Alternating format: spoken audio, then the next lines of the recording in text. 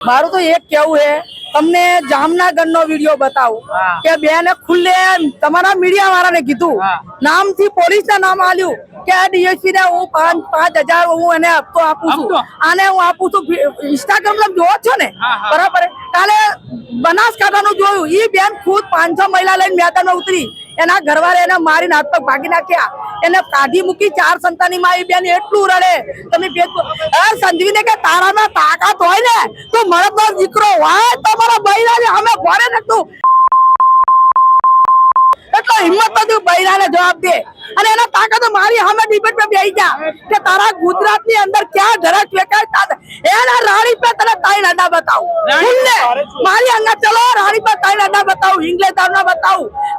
તમને મારા ભારતનું નથી હજુ આવ્યું રાણીમાં તમને ડ્રગ્સ બતાવું હમણાં ડ્રગ્સ ખાય ડ્રગ્સ 45 લાખ નું પકડાયું એક લેડીઝ ને નિર્દોષ લેડીઝ ને પકડી 5 લાખ રૂપિયા દંડ લઈને બીજા તારે છોડી મેલી બરાબર તો હાર સરદવીને કે તું એનો મરદનો દીકરો હોય ને અને હિંમત વાળો તો મારી સામે ડિબેટમાં બેસ હું તને આખા ગુજરાતનું ક્યાં દારૂ ક્યાં ડરક એને પોલીસ ચોકી પોલીસે કેમ એવું બોલ્યું કે હું બેઠો છું તમતારે ખુલ્લે તમે આવું બધું બોલો છો ભાઈ પોલીસ કેસ કરશે અરે કેસ કરે તો જેલમાં જવા તૈયાર છું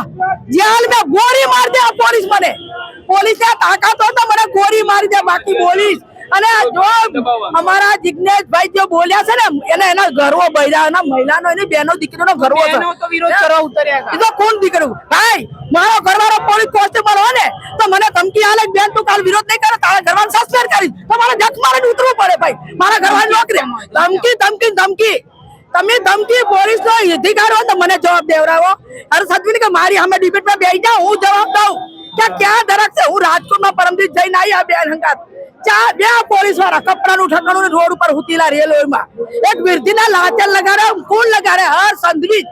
મેન હર સંધવી એમને તો ગૃહમંત્રી બનાવ્યા ગૃહમંત્રી એટલે છે તો બનાવ્યો 8 પાસ એના રૂપિયા બનાવવા માટે મેદાનમાં ઉતાર્યો ઓલા ખેડૂતનું બતાડી પડે ખેડૂત આપણા બાપ છે બરાબર ખેડૂત કોણ છે આપણા બાપ છે